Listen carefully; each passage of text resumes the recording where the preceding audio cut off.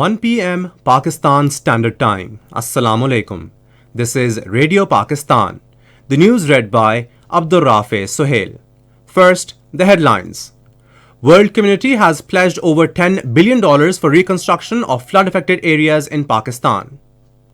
Prime Minister has expressed his gratitude to the heads of states and governments, European Union and the UN for making Climate Resilient Pakistan Conference a resounding success. Saudi Arabia is preparing a framework for an investment of $10 billion in Pakistan.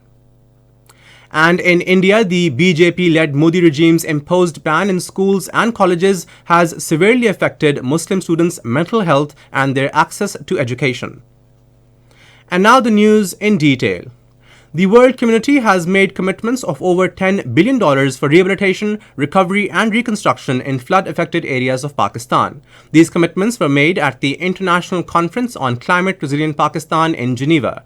The major pledges made at the conference include $4.2 billion by Islamic Development Bank, $2 billion by the World Bank, $1.5 billion by Asian Development Bank, and $1 billion each by Asian Infrastructure Investment Bank and Saudi Arabia. Reading out the outcome document of the culmination of the conference, Minister of State for Foreign Affairs Hina Rabbani Kar said these are additional commitments to what was already given to Pakistan in terms of humanitarian assistance from bilateral and multilateral partners. Prime Minister Shehbaz Sharif has expressed his gratitude to the heads of states and governments, European Union, development partners and the UN for making Resilient Pakistan Conference a resounding success. In his tweets today, he said the UN Secretary General has shown stellar leadership all along. The people of Pakistan will forever remain grateful to him. The Prime Minister said the world witnessed yesterday how the nations can come together in a show of solidarity to create a model of win-win partnership to lift suffering humanity out of tragedy. Saudi Arabia is preparing a framework for an investment of $10 billion in Pakistan. In a tweet today, the Saudi embassy in Pakistan said the kingdom is also considering to enhance the amount of foreign exchange deposits with Pakistan. Minister for Information and Broadcasting Maryam Aurangzeb has termed Geneva Conference a big success for Pakistan and the flood victims. In a statement today, she said the conference is a recognition at the international level of the coalition government's collective efforts. She said the pledges made at the moot will be utilized transparently to bring change in the lives of the people. She said provision of resources will help the flood victims start a new and better life. Prime Minister Shehbaz Sharif has stressed importance of early start of work on the railway's Mainline 1 and Karachi circular projects. During a meeting with Chairman China International Corporation Liu Chaoji in Geneva, he highlighted the significance of these projects for Pakistan.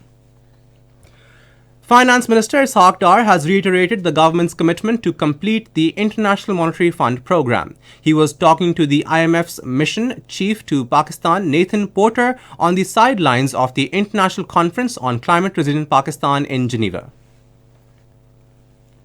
Railways Minister Khwaja Saad Rafiq has stressed for political dialogue for economic stability in the country. This he stated while talking to newsmen in Lahore today. Saad Rafiq said it is the first time that national political parties and regional parties are united under the banner of PDM for rule of law and democracy. In India, the ban imposed on hijab by the BJP-led Modi regime in schools and colleges has severely affected Muslim students' mental health and their access to education. A report released by People's Union of Civil Liberties said under the ban, Muslim students' attendance in exams declined and a 50% decline in admissions was observed, while there were many more barriers placed on their path to higher education. The report also cited testimonies of the Muslim girl students who experienced harassment, humiliation, and isolation in India. In Indian illegally occupied Jammu and Kashmir, Indian authorities have intensified restrictions in the name of high security across the territory ahead of Indian Republic Day celebrations. Indian forces have been deployed in all areas of the line of control and night patrolling is being conducted in all districts. Saudi Arabia will allow pilgrims to perform Hajj this year with the same numbers before COVID pandemic. Opening the 4-day Hajj conference in Jeddah, Saudi Minister of Hajj and Umrah Dr. Tawfiq Al-Rabia also announced to scrap all age requirements for pilgrims. And now cricket.